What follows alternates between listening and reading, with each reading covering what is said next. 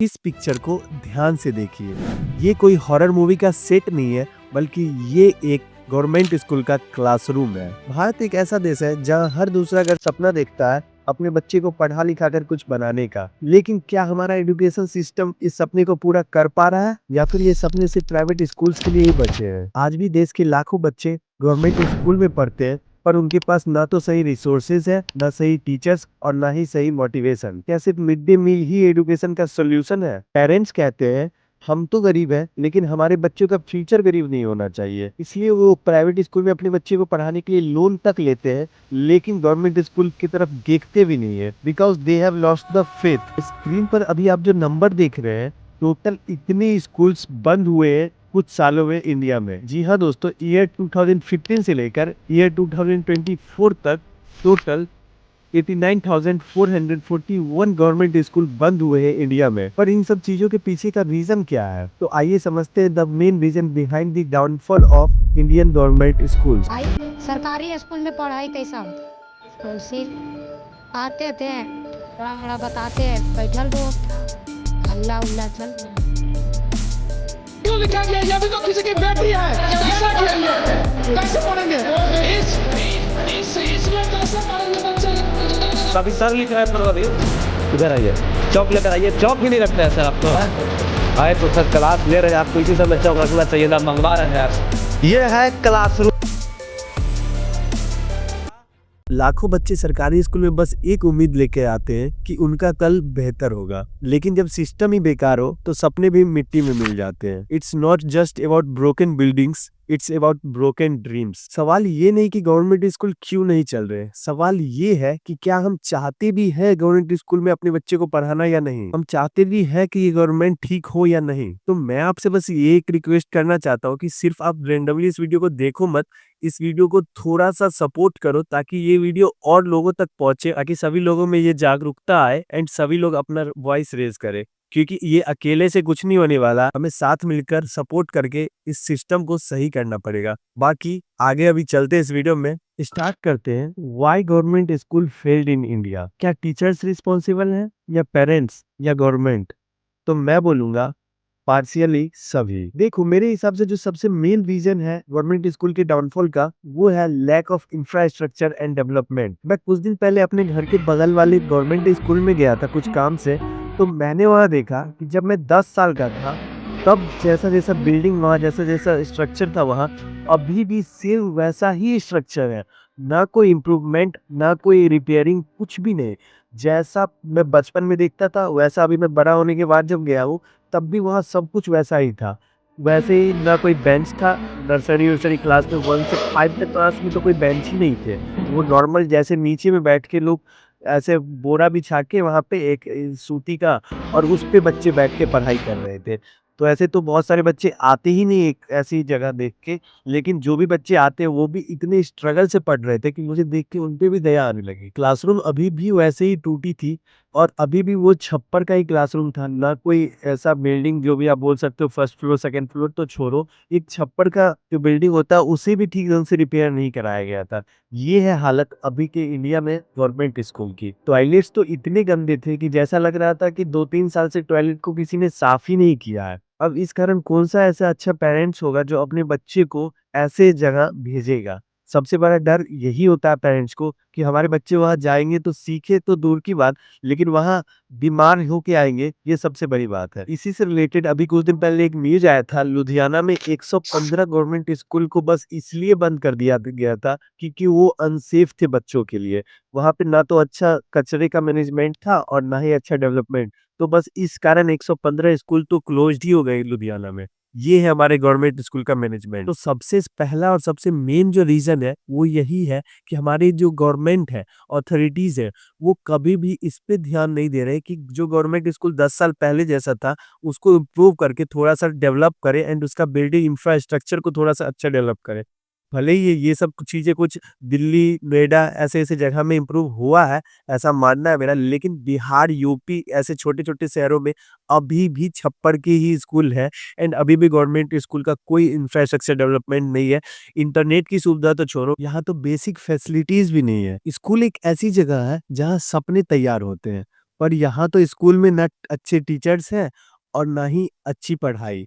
तो कैसे बनेगा फ्यूचर? सिर्फ एक अटेंडेंस होती है और बाकी सब कुछ खाली। क्या ये है इंडिया का फ्यूचर? क्या इससे आगे आने वाले इंडिया का फ्यूचर सही होगा ऐसे एजुकेशन सिस्टम से? इंडिया में 10 में से 6 बच्चे गवर्नमेंट स्कूल में एडमिशन तो लेते हैं, पर उनमें से ज्यादातर बच्चे या तो स्कूल से ड्रॉप आउट कर लेते हैं या फिर किसी प्राइवेट स्कूल में शिफ्ट हो जाते हैं। पर क्यों? ऐसा क्यों होता है? रीजन सिंपल है, स्कूल में बेसिक फैसिलिटीज नहीं है, टीचर एब्सेंट रहते हैं और क्वालिटी एजुकेशन तो ऑलमोस्ट जीरो है। Next, why parents choose private schools over government schools? जितने भी पेरेंट्स से मैंने कांटेक्ट किया, जितने भी पेरेंट्स से मैंने पूछा, उनका बस यही कहना है कि मैं अपनी जी जान लगा दूंगा, मैं भले ही गरीब रहूं, लेकिन मैं अपने बच्चे को सरकारी स्कूल में तो नहीं भेजूंगा, मैं सिर्फ प्राइवेट स्कूल में ही भेजूंगा। मैंने जब उनसे पूछा क्यों, तो उनका एक ही रीजन था कि मेरे बच्चे अगर प्राइवेट स्कूल में जाएंगे तो कम से कम वहाँ वो अच्छे एजुकेशन तो उन्हें मिलेगा, कम से कम डेली टीचर्स पढ़ाएँगे तो, कम से कम उनको अच्छी से इंग्लिश तो बोलने आएगी, एटलीस्ट वहाँ डिसिप्लिन तो होगा।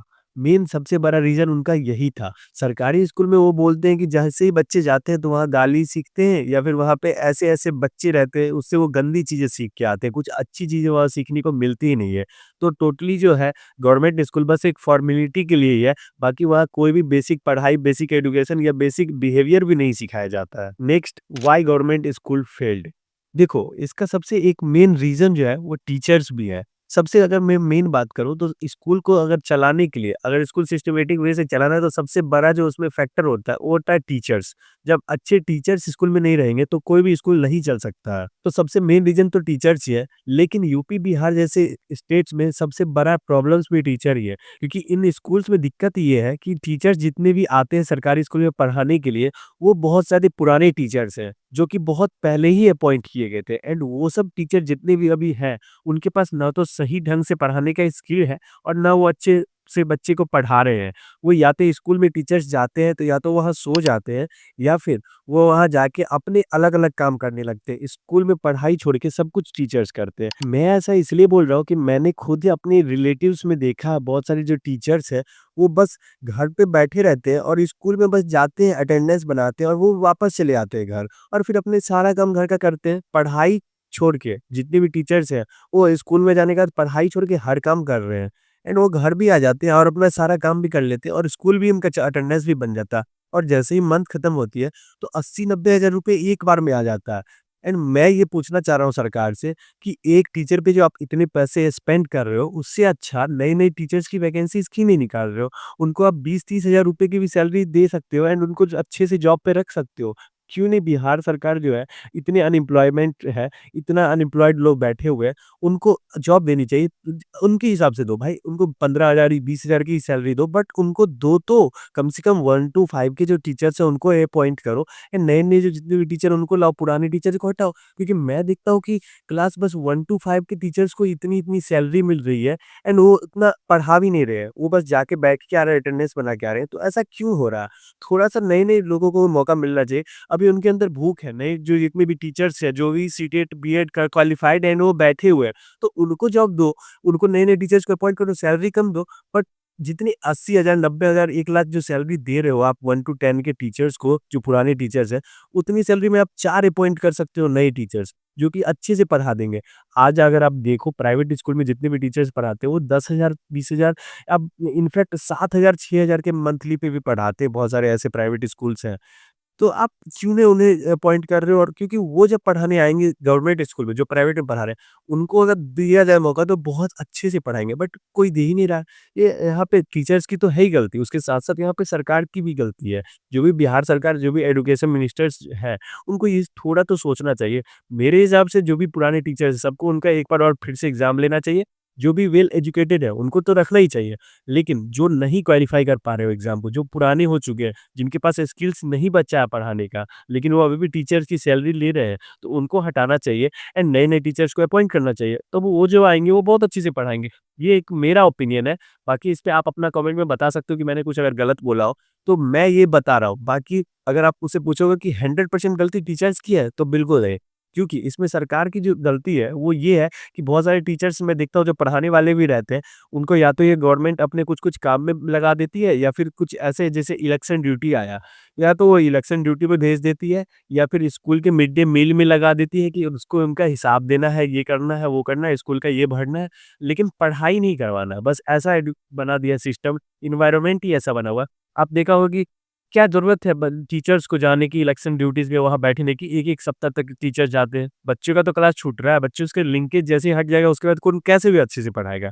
तो ये मेन रीज़न है, इस पे थोड़ा-सा फ़ोकस करना चाहिए। बस इसी भी सब की वजह से मैं डीप में बता रहा हूँ कि जो गवर्नमेंट स्कूल का डाउनफॉल हो रहा है, इन्हीं सब की वजह से कि बच्चे को जो पढ़ाई सबसे ज़रूरी है, पढ़ाई छोड़ के और सब कुछ कर रहे हैं टीचर्स। टीचर्स जा रहे हैं इलेक्शन ड्यूटी में, टीचर जा रहे हैं सेंसस वर्क में, टीचर जा रहे हैं मिड डे मील बाँटने के लिए, पढ़ाई नहीं करवा रहे। इन सब के लिए दूसरे भी आदमी है यार, अपॉइंट करो दूसरे आदमी को जो 5,000 6,000 पे अपॉइंट करो, वो सब काम करवाओ। तो ये टीचर ही मिड डे मील बाँट रहे हैं, टीचर अंडे बाँट रहे हैं और फिर फ़ोटो खिंचवा रहे हैं और फिर वापस ले जा रहे हैं अंडे। कॉपी दे रहे हैं, बच्चे को फ़ोटो खिंचवा रहे हैं, कॉपी ले जाके वापस बेच दे रहे हैं।